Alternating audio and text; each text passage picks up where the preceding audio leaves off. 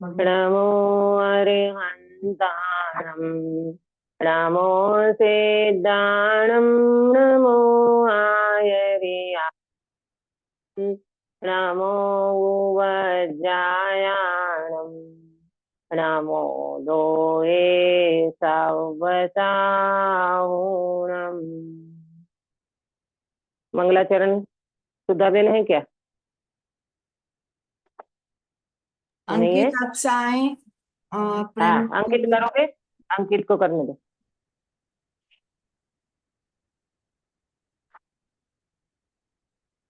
बहुत मिनट लग दी mummy any के। हाँ ठीक है। अक्ष- अक्षा तू कर सकती है बेटा?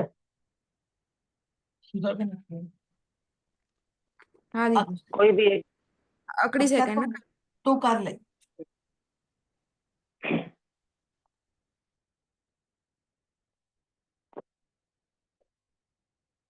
आज जो है ना आधा घंटा लेना है। अपना क्लास आधा घंटा चलेगी। गुरुदेव श्री का जन्म जयंती है ना, तो मुझे मंदिर में जरा जल्दी जाना पड़ेगा। आधा घंटा लेंगे आज अपन। हाँ। शिव उपाय करते प्रथम कारण मंगल रूप विघ्न विनाशक सुख करन नमो शुद्ध शिव भूप नमो शुद्ध शिव भूप। शुभ मंगल प्रभात की मंगल वेला में हमारी चर्चा मोक्ष मार्ग प्रकाशक जी शास्त्र के अंतर्गत चल रही है।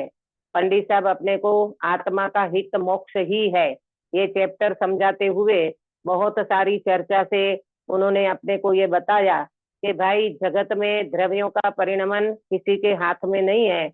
आपको अगर सुखी होना हो तो आपकी कसाई को दूर करो, रागादि भाव को दूर करो, इच्छाओं को दूर करो, भ्रांति को दूर करो, तो तुम सुखी हो जाओगे। कल हमने घाती और अघाती कर्मों के माध्यम से चर्चा की थी और उसके बाद एक प्रश्न जो उठाया था कि पुण्य के उदय में भी जीव सुखी हो सकता है, तो आत्मा का हित मोक्ष क्यों कह रहे हो? तो उसमें चर्चा बहुत अच्छी हुई थी कि भाई थोड़ी ज्यादा गर्मी लगती हो और फिर थोड़ी गर्मी लगे तो हमें लगता है कि कुछ कम हो गया, परंतु वो क्या बोलते हैं उसको कि पूर्ण रीति से तो वो गर्मी नहीं गई है। इसीलिए पुण्य के उदय में व्यक्ति को थोड़ा सुख महसूस होता है, क्योंकि कसाई की मंदता रहती है तो थोड़ा अपने को सुखी मानता है। परमार्थ से वो व्यक्ति सुखी नहीं है। विषम ज्वर का भी दृष्टांत दिया था। इसके बाद अंत में एक दृष्टांत दिया था कि संसार दशा में आकुलता घटने पर जीव सुखी मानता है, परंतु वास्तव में वो दुखी है। दृष्टांत दिया था दरिद्री के, जैसे कोई दरिद्री व्यक्ति है उनको थोड़े धन की प्राप्ति हो जाती है तो उनको थोड़ी आकुलता कम हो जाती है, और वो जो व्यक्ति धनवान बहुत है ना, और उनको तृष्णा बहुत है, तो ज्यादा तृष्णा होने के कारण वो व्यक्ति को प्रॉफिट होते हुए भी और थोड़ा बहुत धन भी मिल जाए तो भी वो व्यक्ति सुखी नहीं हो सकता। क्यों? क्योंकि उनको आकुलता ज्यादा है, तृष्णा ज्यादा है, तो वो व्यक्ति अपने को दुखी मानता है। ये वाली यहाँ तक की चर्चा हमने की थी। मैंने आपको चार्ट भेजा है, उसके माध्यम से भी अगर आज की चर्चा अपन आगे बढ़ाएंगे। देखो क्या है कि आकुलता का घटना और बढ़ना भी बाह्य सामग्री के अनुसार नहीं है ना? चार्ट में भी देखते जाना। आकुलता का घटना बढ़ना भी बाह्य सामग्री के अनुसार नहीं है, तो कैसे है? बोले कसाय भाव के घटने बढ़ने के अनुसार है। एग्जाम्पल है, जैसे किसी के थोड़ा धन है और उसे संतोष है तो उसे आकुलता थोड़ी है, तथा किसी के बहुत धन है और उसके तृष्णा बहुत है तो उसे आकुलता बहुत है। तो इसका मतलब कल क्या का हुआ? ही चार्ट है, कल का चार्ट है क्या आज भेजा है? नहीं, आज मैंने भेजा है इसके बाद का। इसके बाद का है ना जो अभी नहीं जो पढ़ रहे आया। हैं। आज दीदी चार्ट नहीं आया है। नहीं आया। नहीं आया? नहीं। ठीक है, तो वो भूल गई मैं। कोई बात नहीं, मैं बाद में भेज दूंगी, लेकिन इसी को ही बनाया है मैंने, तो मैं यहाँ से पढ़ूंगी तो भी आपको समझ में आ जाएगा। देखो क्या कह रहे हैं कि जिस व्यक्ति के पास थोड़ा धन है, और उसे संतोष है तो उनको आकुलता कम होगी। और जिस व्यक्ति के पास धन तो बहुत है परंतु तृष्णा भी साथ में बहुत है तो उनको आकुलता बहुत है। और फिर कहते हैं तथा किसी को किसी ने बहुत बुरा कहा और उसे क्रोध नहीं हुआ तो उसको आकुलता नहीं होती। और थोड़ा कहने पर किसी को बहुत क्रोध आ गया तो उनको आकुलता बहुत होती है। पहले तो ये बात को समझो कि आकुलता जो होती है ना वो कसाई के अनुसार होती है, आकुलता कोई सामग्री के अनुसार नहीं है। पहली वाली बात को समझो कि आकुलता सामग्री के अनुसार नहीं होती, आकुलता जो होती है ना वो कसाई के अनुसार होती है। जैसे बहुत बड़े धनवान व्यक्ति के घर के बच्चे हैं, है ना, वो बहुत बड़े खिलौने से खेलते हैं, है ना, रिमोट एक चालू करेंगे और खिलौना चालू हो जाएगा और बहुत कुछ उनका फैसिलिटी है, और फिर भी उस व्यक्ति के पास कसाई तीव्र है, तृष्णा ज्यादा है तो वो बच्चे दुखी है। और देखना फुटपाथ पे बच्चे कागज की नाव से खेल रहे हैं तो भी वो बच्चे सुखी हैं। क्यों सुखी हैं काश्मीरा बेन?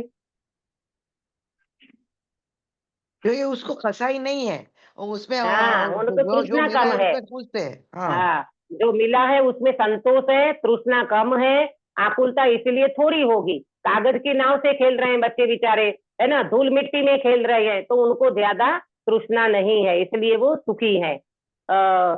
इसके लिए अपने को कल जो मैंने दृष्टांत दिया था, आज एक और बात ख्याल में आती है। एक महिला लड्डू बांट रही थी, सुनना ध्यान से, एक महिला लड्डू बांट रही थी तो बहुत खुशी खुशी में थी और सब लोग कहते हैं क्या आज तो लड्डू बांट रहे हो, तो कहते हैं आज तो मुझे 5 लाख का मुनाफा हुआ, 5 लाख का मुझे प्रॉफिट हुआ है। तो और घर में गए तो उनके पति तो एकदम से उदास बैठे थे, मुंह लटका करके बैठे थे। उनको पूछा गया कि भाई साहब आपकी पत्नी तो लड्डू बांट रही है और आपका तो मुंह लटक गया है, बात क्या है? तो कहते अरे वो तो पगली है। बोले क्यों पगली है? अरे मेरा ना शेयर मैंने लिया था 1,000 में, आज वो मेरा शेयर 10 लाख में बिकता, परंतु शेयर बाजार इतना गिर गया कि मुझे 5 लाख का नुकसान हो गया। गिरीश भाई आप बता सकते हो, घर में एक ही मेंबर, एक कहता है 5 लाख का प्रॉफिट हुआ, एक कहता है 5 लाख का नुकसान हुआ, क्या बात है गिरीश भाई? हाँ, तृष्णा का लेवल दोनों का अलग अलग है, देखने का हाँ नजरिया है। देखने का नजर। हाँ, देखने का नजरिया माने तृष्णा। देखो माँ तो इतनी खुश है बेचारी, मतलब माँ क्या वो आंटी तो कहती है कि मेरे को तो आज बहुत मजा आ गया, हमारा 1,000 का शेयर था वो 5 लाख में बिक गया। और वो सेठ जी कहते हैं घर में जो बैठे हैं वो कहते हैं तो पगली है, मेरा तो 10 लाख में बिकना था भाई, मेरा शेयर बाजार गिरा और मुझे तो 5 लाख का नुकसान हो गया। आपके जीवन में कहीं ऐसा तो नहीं हो रहा है ना? अपने जीवन को चेक करो भाई, हमारी तृष्णा, हमारी इच्छाएं, हमारी आकांक्षाएं, महत्वाकांक्षा बढ़ती जाती होगी तो हम हमेशा दुखी बने रहेंगे। इससे अच्छा संतोषी नर सदा सुखी, सुना है? संतोषी नर सदा सुखी, संतोष में रहो, दाल रोटी खाओ, प्रभु के गुण गावो। अरे आज की तारीख में भी अपने पास जितना भी है वो बिल्कुल पर्याप्त है। अरे गुरुदेव श्री तो यहाँ कहते थे कि भाई जैन कुल में जन्म लेने वाले व्यक्ति को कभी भी दाल रोटी का वो नहीं पड़ेगा, लाला नहीं पड़ेगा। माने दाल रोटी जैन कुल में जन्म लेने वाले व्यक्ति इतना तो पुण्य अपने पल्ले में लेकर के आता है, उसको कभी भीख मांगनी नहीं पड़ती है। और श्रीमद राजचंद्र जी के शब्दों में कहें तो, श्रीमद राजचंद्र जी के शब्दों में कहें, માંડ માંડ તારી આજીવિકા ચાલે, એટલું સાધન તારી પાસે હોય તો જલ્દી નિવૃત્તિ લઈ ले અને આત્મ સાધનામાં લાગી जा। बोलो गिरीश भाई, क्या है आपकी स्थिति? बराबर है ना? सही मांड है। मांड आजीविका चले। हाँ, अरे बहुत अच्छी स्थिति है दीदी, क्या बात करे। बच्चे अमेरिका में कमा रहे हैं, एक बच्चा यहाँ कमा रहा है, घर में सारे मेंबर काम धंधे में लगे हुए हैं, लेकिन फिर भी व्यक्ति को अपना ऑब्जर्वेशन करें कि हमारा समय कहाँ जाता है। हमने निवृत्ति ली के नहीं, अगर निवृत्ति लेकर के भी अगर चित्त निवृत्त नहीं हुआ, संकल्प विकल्प में पड़ा है तो वो जीव आत्म कल्याण में नहीं लग पाएगा। हमारे गिरीश भाई ने तो बहुत अच्छा किया है, एक बच्चे को अमेरिका भेज दिया, एक बच्चा अपने साथ है, और मुझे लगता है ज्यादा समय आप इसमें निकालते होंगे, मैं ऐसा आशा करती हूँ। क्यों? मैंने कुछ भेजा नहीं, नहीं कुछ किया नहीं, वो अपने अपने हिसाब से जो अच्छा, देख गिरीश रहा भाई हूँ। कहते वो तो अपने हिसाब से गए हैं, है ना?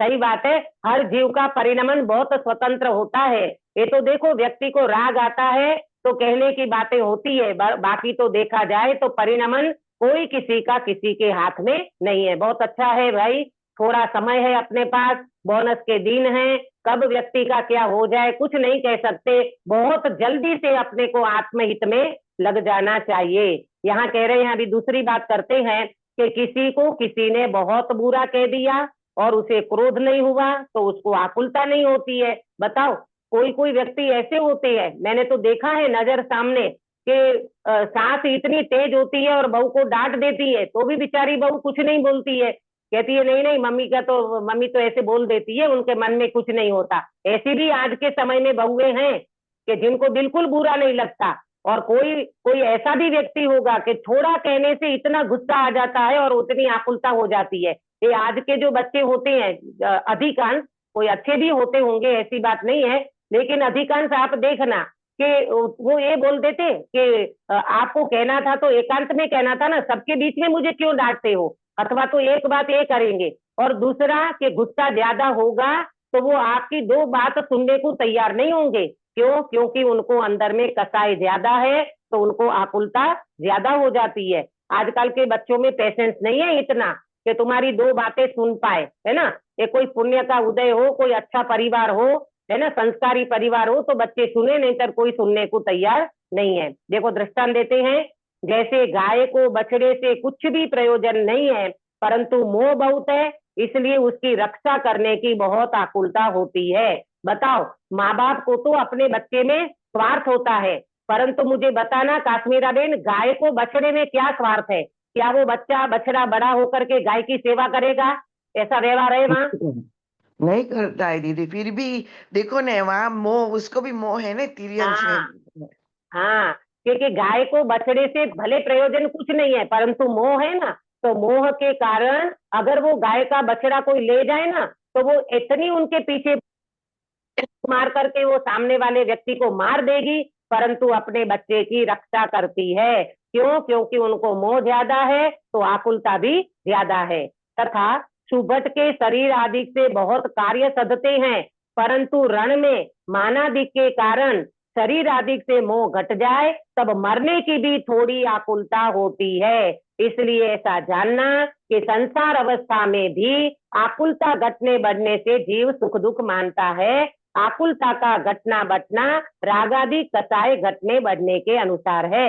चैप्टर बिल्कुल इजी है। कहते हैं कि रण में शरीर आदि से व्यक्ति का मोह घट जाए तो रण में मानादि के कारण आज के समय में अपन देखे तो ये जो देश के लिए निकल पड़ते हैं ना बच्चे, देश की रक्षा करने के लिए, तो क्या होता है, शहीद हो जाते हैं, हाँ, और अपना पूरा जीवन समर्पित कर देते हैं। अभी देखो ना, अपना ये जो घटनाएं घटी, आतंकियों ने आकर के मार दिया, तो बेचारे रक्षा करने के लिए क्या क्या नहीं करते। मोदी जी ने तो बहुत कुछ कहा है कि हमारे देश की रक्षा करने के लिए हमें सब कुछ करने को तैयार हो जाते हैं। हमारा जैन धर्म तो ये कहता है, भाई तुम देश की रक्षा करने निकले हो, तुम व्यक्तियों की रक्षा करने निकले हो, परंतु जब तक आत्मरक्षा नहीं होगी तब तक बाहर की रक्षा वास्तव में देखा जाए तो अपने हाथ में नहीं है। वो चैप्टर अलग है, परंतु यहाँ अगर अपन विचार करें तो यहाँ के दृष्टांत के अनुसार कि व्यक्ति बेचारा मरने को तैयार हो जाता है परंतु मुझे देश की रक्षा करना है। अब वो घूमने गए थे, बताओ, कश्मीर घूमने जाना, ये तो अपना राग तोड़ो ना भाई, है ना।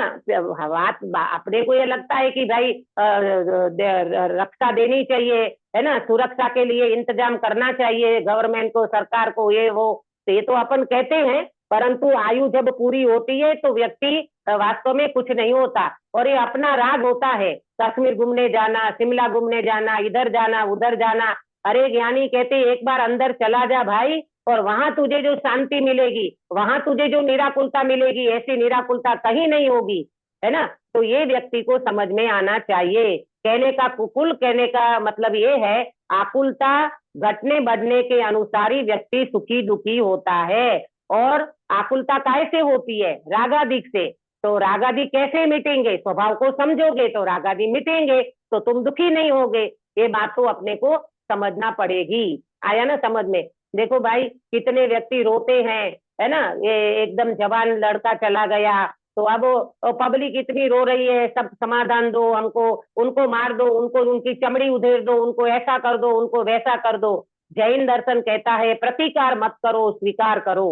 परमार्थ से देखा जाए ना अपने सुधाबेन, परमार्थ से देखा जाए अपना जैन दर्शन तो ये कहता है कि उनकी मृत्यु होनी थी तो वहां वो आतंकी निमित्त बन गया। धर्म के अनुसार सोचे, वस्तु व्यवस्था के अनुसार सोचे तो अपने को यहाँ शांति मिलेगी। हम उनका बदला लेने जाएंगे तो फिर ये तो कसाई की हार मारा चालू रहेगी। ये तो अपने छोटे दादा कहते ना डॉक्टर हुकमचंद जी भारील, क्रोध जब उत्कृष्ट स्वरूप ले लेता है तो वो क्रोध का मुरब्बा बन जाता है, अचार बन जाता है। तो मुरब्बा अचार वैर को कहा, दादा ने वैर को कहा, क्रोध वैर में बदल जाएगा।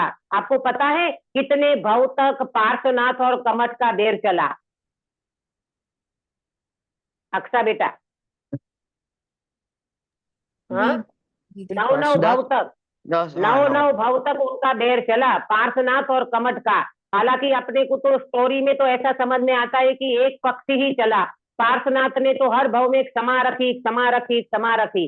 परंतु भाई अंदर खाने अभिप्राय में क्या कोई चीज पड़ी रहती है, ये प्रवृत्ति में नहीं दिखाई देती। परंतु कहने का मतलब ये है हमें हर व्यक्ति को क्षमा करना चाहिए, हर व्यक्ति से क्षमा रखना चाहिए और हमारा राग घटाना चाहिए, चाहे घूमने संबंधी, खाने संबंधी, पीने संबंधी, है ना। किसी के हाथ में नहीं है, परिरमन किसी के हाथ में नहीं है। मैं कोई उन आतंकियों की वो करती हूँ ऐसा नहीं है भाई, जो घटना घटी है वो तो घटी है और जिस व्यक्ति के दुख आ पड़ा है वो आया है।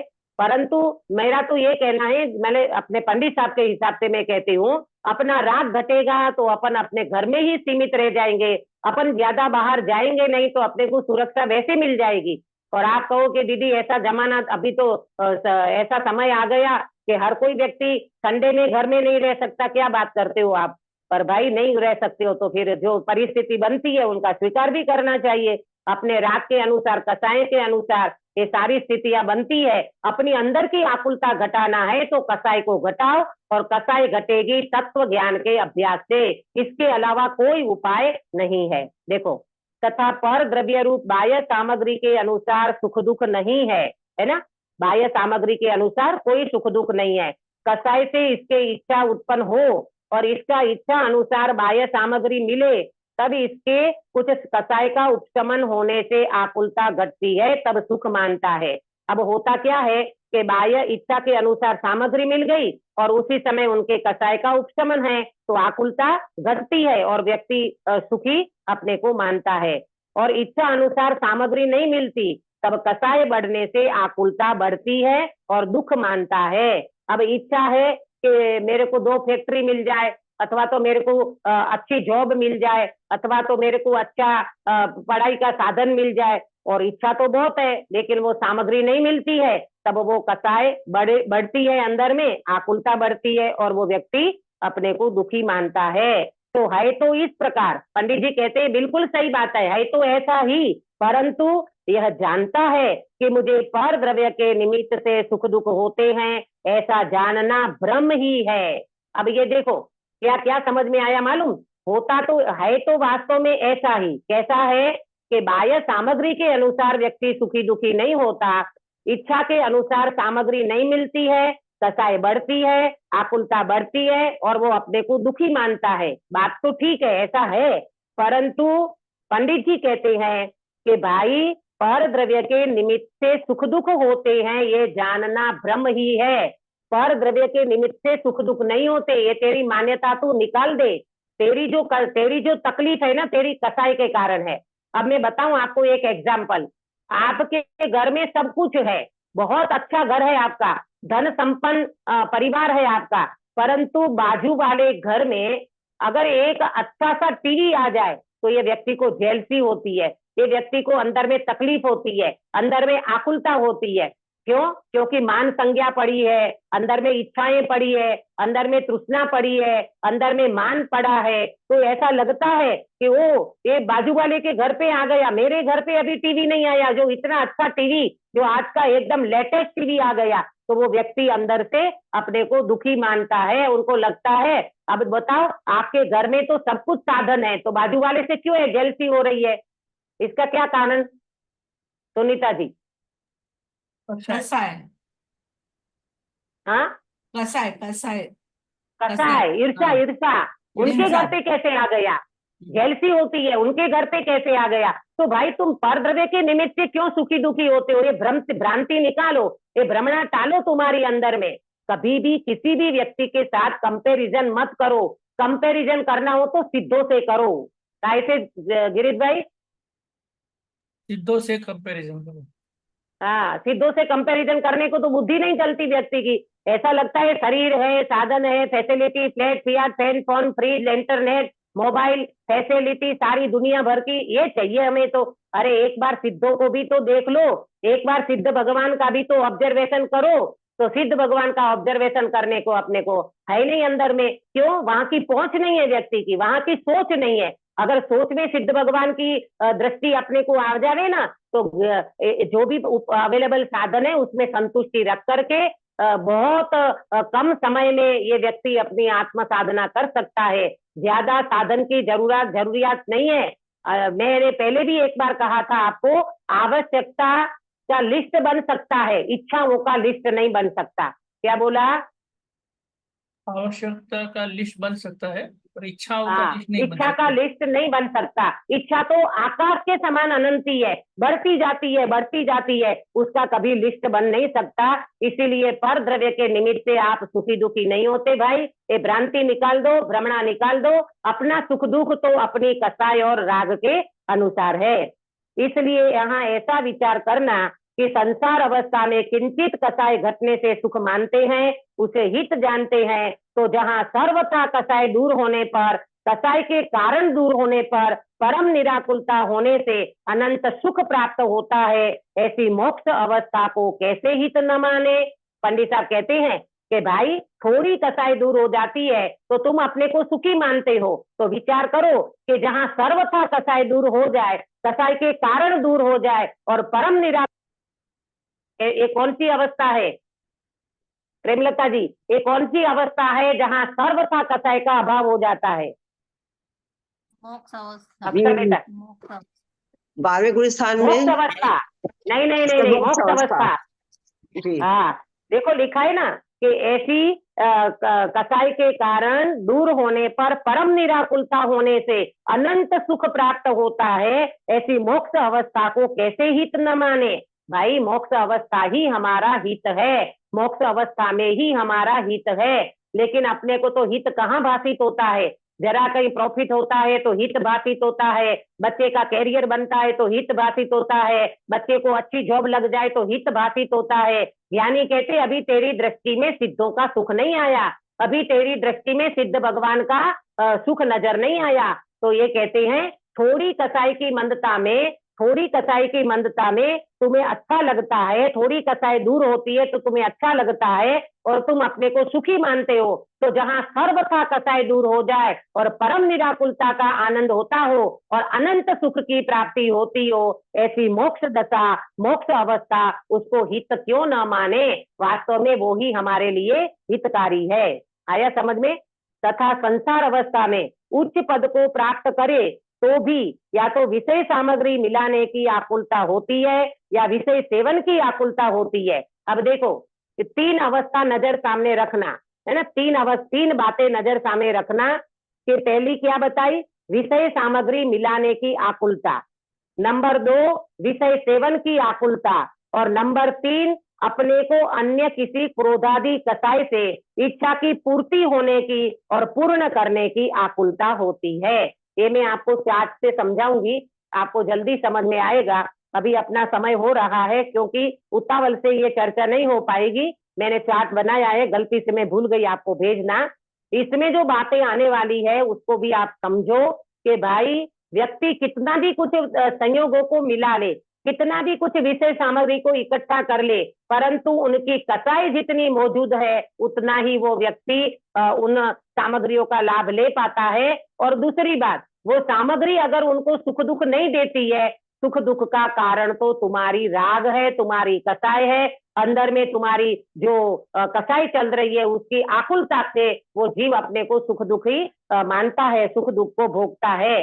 वास्तव में देखा जाए आज की जो अभी तक की चर्चा हुई ना, उसमें सीधी सी बात तो ये निकल करके आती है, हमें सामग्री की ओर दृष्टि नहीं जाना चाहिए। हमारी आकुलता को घटाना है तो सामग्री को न देखो, अपनी कसाई को देखो, और कसाई को मिटाना हो तो वास्तव में बाहर में कोई इसकी मिटाने का निमित्त नहीं है, मिटाने का साधन नहीं है। मिटाने का साधन तो एकमात्र ही अपने अंदर में तत्व ज्ञान है, स्वभाव की दृष्टि है, और वो स्वभाव की दृष्टि से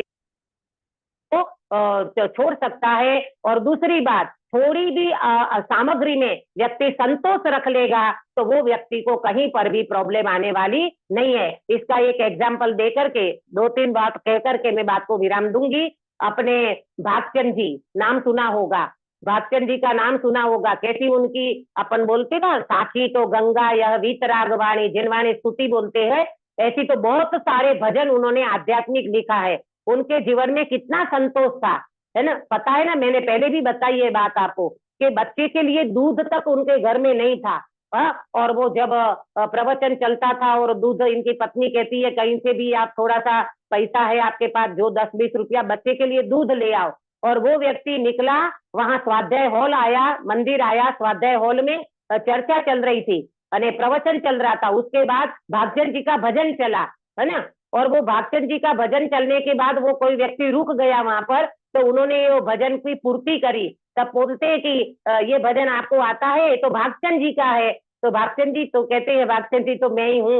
और जब उन लोगों को पता चला, उनको ऐसे हाथ पकड़ करके एकदम आदर सत्कार दिया, और कहते हैं जब उनको पता चला इनकी स्थिति अच्छी नहीं है तो बोले हम आपकी सारी व्यवस्था करेंगे। तो मालूम भागचंद जी ने क्या कहा, बेटा अभी अभी लक्ष्मी रूठी है तो मेरी ये हालत है, जिनवानी मार उठ जाएगी तो मेरा क्या होगा, मुझे बिल्कुल नहीं चाहिए। मैं मेरे भाग्य के अनुसार, मेरे उदय के अनुसार रहूंगा। मुझे जीवन में संतोष है, मुझे संतोष चाहिए, मुझे सामग्री नहीं चाहिए। ऐसे लोग भी हैं। और आज के समय में आप विवेक पंडित जी को जानते हो, मलाड वाले विवेक बच्चा है अपना, बहुत अच्छा प्रवचन करते हैं।